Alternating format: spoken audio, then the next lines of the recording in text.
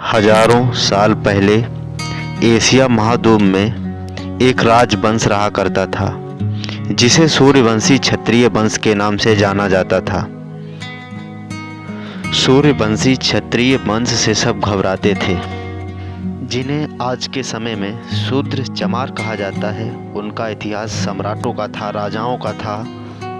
गौतम बुद्ध उस जमाने के एक महान शासक हुआ करते थे जिन्होंने अपना राजपाट सब त्याग दिया था। सम्राट अशोक भी उस जमाने के एक प्रतापी राजा थे।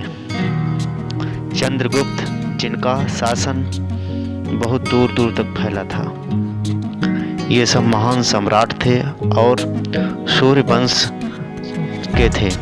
और आज के लोग इस वंश के समाज के लोगों को चमार के नाम से संबोधित करते हैं।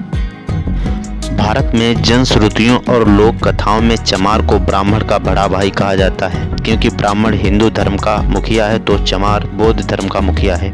इसलिए जो चमार बौद्ध धर्म में हैं उनकी शादी में ब्राह्मण को नहीं बुलाया जाता है।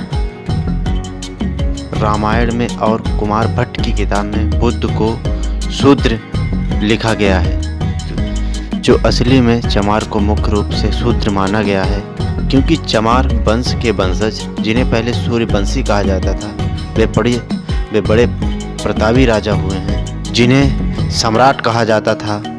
और इनका इतिहास धीरे धीरे छुपाया गया है। सभी जातियों में चमार जाति ऐसी है जो अपनी आन मान शान पे मर मिटती है। चमार जाति के साथ धीरे धीरे अत्याचार होता चला आ रहा है। उनकी ज़मीनें छीनी गई, उनको समाज में नहीं शामिल किया गया, उन्हें आर्थिक और मानसिक रूप से कमज़ोर कर दिया गया।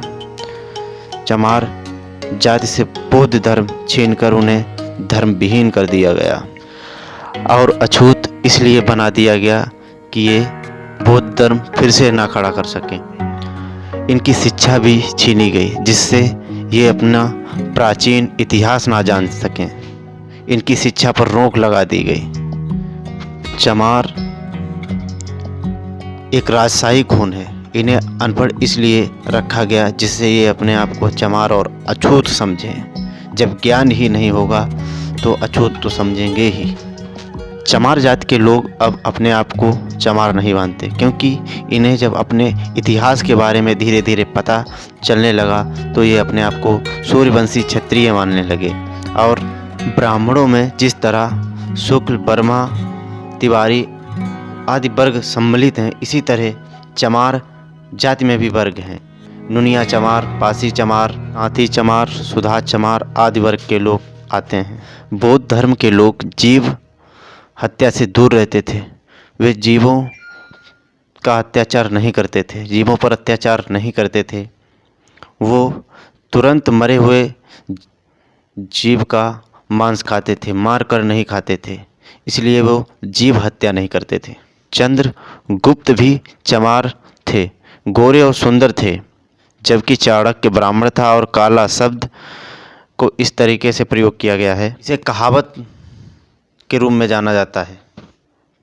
काला भावन गोरा चमार, दुई जात से सदा होशियार। जातियाँ आर्य नहीं थी, वो चमार जातियाँ कहलाती थीं। बर्मा और तिब्बत के ग्रंथों में इन बातों का प्रमाण मिलता है।